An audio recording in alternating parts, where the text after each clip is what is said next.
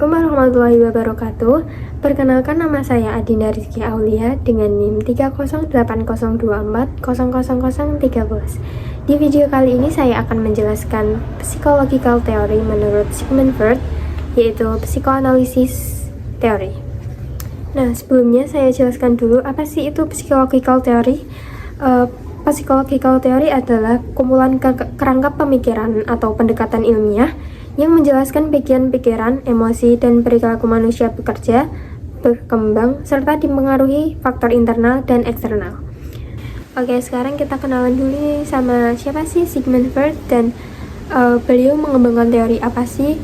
Jadi, Sigmund Freud lahir pada 6 Mei 1856 di Freiburg, atau sekarang berubah menjadi Freiburg, Republik Ceko.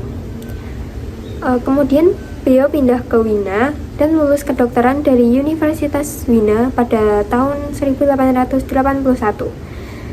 Beliau mengembangkan psikoanalisis sebagai metode pengobatan gangguan mental dengan fokus pada alam bawah sadar yang memengaruhi perilaku manusia. Nah, teori ini menjelaskan perilaku kepribadian manusia dengan fokus utama pada pikiran tak sadar yang memengaruhi kita tanpa kita sadari. Oke, langsung aja ke poin pertama, yaitu level of mental life, yang dibagi menjadi 3 bagian. Yang pertama ada unconscious atau pikiran tak sadar. Unconscious adalah bagian pikiran tak sadar yang sangat memengaruhi perilaku manusia tapi kita nggak sadar. Contohnya seperti trauma masa kecil atau kenangan masa lalu. Selanjutnya ada preconscious atau pikiran prasadar, yaitu pikiran atau ingatan yang tersimpan tapi bisa mudah diingat dan yang tidak selalu aktif tapi siap untuk naik ke pikiran sadar. Contohnya seperti nomor HP pribadi atau rencana besok. Yang terakhir ada the conscious atau pikiran sadar, yaitu pikiran yang sedang kita lakukan sekarang atau salah satu pikiran yang langsung dapat diakses. Contohnya yang seperti yang kita lakukan sekarang, kayak misal saya lagi presentasi, lagi ngobrol, atau kita lagi melakukan suatu hal yang kita sadari saat itu juga. Nah, pemikiran tadi digambarkan oleh Sigmund Freud seperti gunung es, yang paling dasarnya adalah the unconscious, lalu atasnya adalah preconscious, dan yang paling atas adalah conscious. Oke, sekarang kita lanjut ke poin yang kedua, yaitu province of the mind. Ini juga dibagi menjadi 3 bagian. Yang pertama ada the id, yaitu bagian paling dasar dan paling primitif dari kepribadian manusia yang bekerja sepenuhnya di alam bawah sadar. Bagian ini berisi dorongan naluriah seperti keinginan makan, minum, tidur, seks, dan dorongan agresif.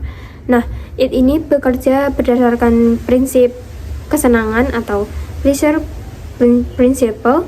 Artinya, id selalu menuntut kepuasan segera tanpa memikirkan akibat, norma sosial, atau moral. Nah, lalu yang kedua ada the ego. The ego adalah bagian kepribadian yang berfungsi sebagai penengah antara id dan superego. Nah, the ego ini yang kerjanya di alam sadar, prasadar, dan bawah sadar.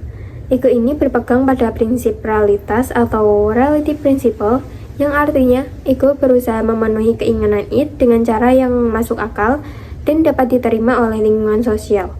Jadi ego ini mempertimbangkan akibat, aturan, dan situasi nyata. Nah, yang terakhir ada the superego, adalah bagian kepribadian yang berperan sebagai pengontrol moral. Superego ini berkembang dari nilai, norma, dan ajaran orang tua serta masyarakat yang bekerja berdasarkan prinsip moral, yaitu membedakan yang benar dan yang salah. Kalau kita melanggar nilai moral, superego bakal menimbulkan rasa bersalah, malu, atau bahkan penyesalan. Nah, superego ini terdiri dari 2 bagian. Yang pertama ada conscience atau hati nurani, yaitu menghukum perilaku yang salah. Yang kedua ada ego ideal, yaitu mendorong perilaku yang dianggap benar dan yang dianggap baik dan ideal. Oke, kita lanjut ke poin 3, yaitu dynamic of personality, yang bagiannya dibagi menjadi 2, yaitu drive dan anxiety. Yang pertama ada drive, yaitu dorongan besar yang menggerakkan perilaku manusia yang berasal dari id dan bersifat biologis. Freud membagi drive menjadi 2 bagian. Yang pertama ada eros, adalah dorongan kehidupan yang bertujuan mempertahankan dan melanjutkan hidup. Eros ini berkaitan dengan energi psikis, yaitu yang disebut libido, atau kata lain adalah nafsu. Dorongan ini mencakup kebutuhan makan, minum, cinta, kasih sayang, dan seks, dan juga kerjasama sosial. Terus eros ini juga mendorong manusia untuk membangun, mencipta, dan menjalin hubungan dengan orang lain. Lalu yang kedua ada thanatos, adalah dorongan kematian yang mengarah pada kehancuran dan agresi. Dorongan ini tidak selalu berarti keinginan mati secara literal, tetapi dapat muncul dalam bentuk perilaku merusak.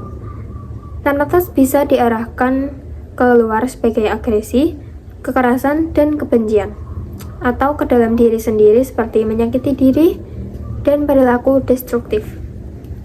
Dorongan ini sering ditekan oleh ego dan superego agar tidak merugikan. Oke, bagian yang kedua dari dynamic of personality adalah anxiety atau kecemasan.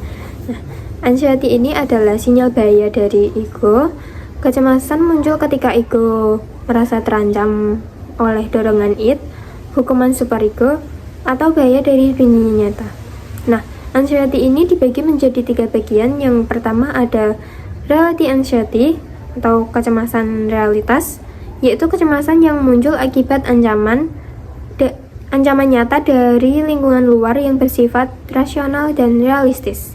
Contohnya seperti takut dimarahi dosen gara-gara nggak ngerjain tugas dan lainnya. Yang kedua ada neurotic anxiety atau kecemasan neurotik.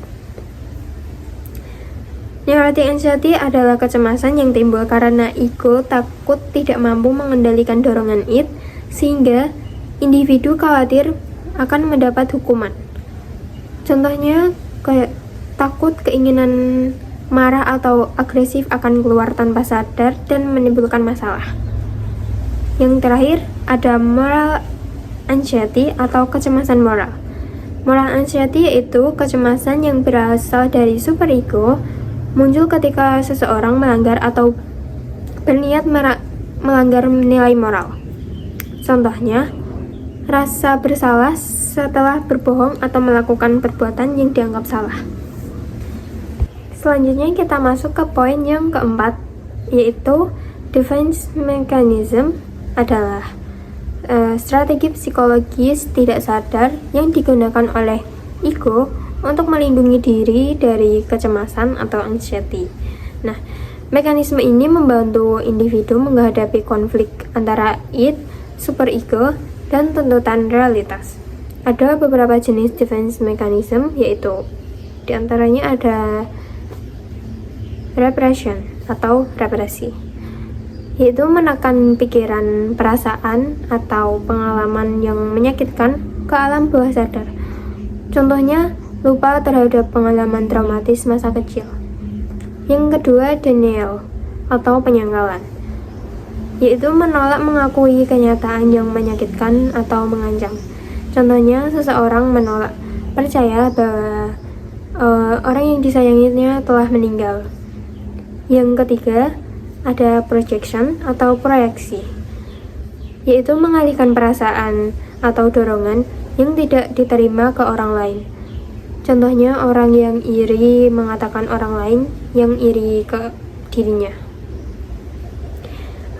Selanjutnya yang keempat ada displacement atau pengalihan, yaitu mengalihkan emosi dari objek yang berbahaya ke objek yang lebih aman. Contohnya, ketika kita dimarahin oleh atasan lalu melampiaskannya kemarahan ke keluarganya.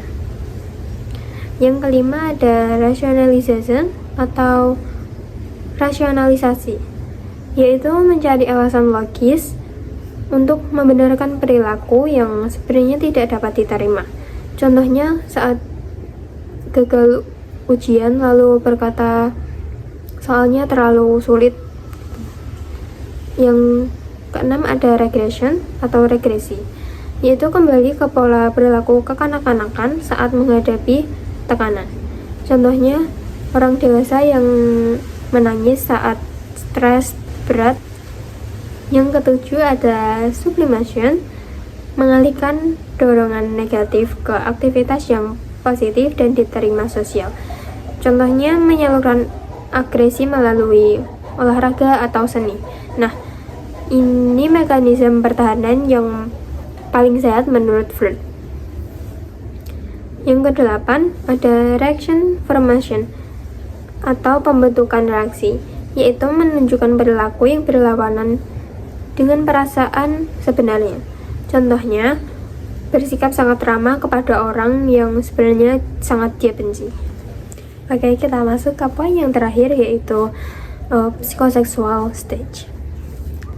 Psychosexual stage adalah tahapan perkembangan kepribadian manusia berdasarkan fokus kepuasan libido atau energi seksual.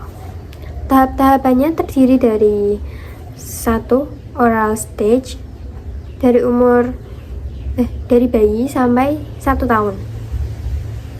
Pada tahap ini, kepuasan libido berfokus pada mulut, yaitu menghisap, menggigit, dan mengunyah. Aktivitas seperti ini menyusu sangat penting bagi perkembangan rasa aman. 2. Anal stage, yaitu dari umur 1 sampai 3 tahun. Nah, fokus kepuasan berada pada anus, terutama terkait dengan pengendalian buang air. Tahap ini berhubungan dengan pembelajaran disiplin dan kontrol diri.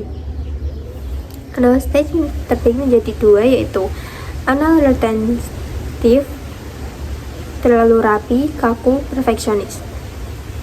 Yang 2, dan anal eksplosif, ceroboh, berantakan, dan impulsif. 3. Phallic stage, dari umur 3 sampai 6 tahun.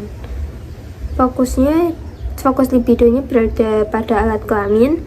Pada tahap ini muncul Oedipus kompleks untuk anak laki-laki dan Elektra kompleks untuk anak perempuan. Anak mulai mengidentifikasi diri dengan orang tua sesama jenis yang berperan dalam pembentukan superego.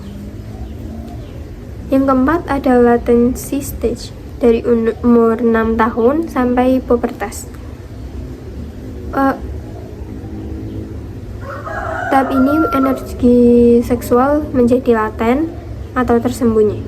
Anak lebih fokus pada kegiatan sosial, belajar, dan mengembangkan keterampilan. Tahap ini penting untuk perkembangan kemampuan sosial dan intelektual. Terakhir ada tahap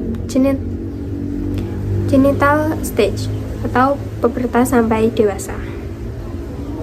Libido kembali aktif dan terfokus pada hubungan seksual yang matang. Individu mulai membangun hubungan cinta, kerja, dan tanggung jawab sosial. Nah, sebagai kesimpulan, teori psikoanalisis Sigmund Freud menjelaskan bahwa perilaku manusia sangat dipengaruhi oleh proses bawah sadar. Kepribadian terbentuk melalui interaksi antara id, ego, dan superego, serta dorongan naluriah, kecemasan, dan mekanisme pertahanan diri. Freud juga menekankan bahwa pengalaman masa kanak-kanak, khususnya dalam tahap perkembangan psikoseksual, memiliki peran penting dalam membentuk kepribadian seseorang di masa dewasa. Meskipun teorinya menuai berbagai kritik, pemikiran Freud tetap memberikan kontribusi besar dalam memahami motivasi, emosi, dan perilaku manusia. Itu dia penjelasan dari saya mengenai teori psikoanalisis Sigmund Freud untuk Final Exam Theory of Literature. Sekian dari saya. Thank you for the attention. Wassalamualaikum warahmatullahi wabarakatuh.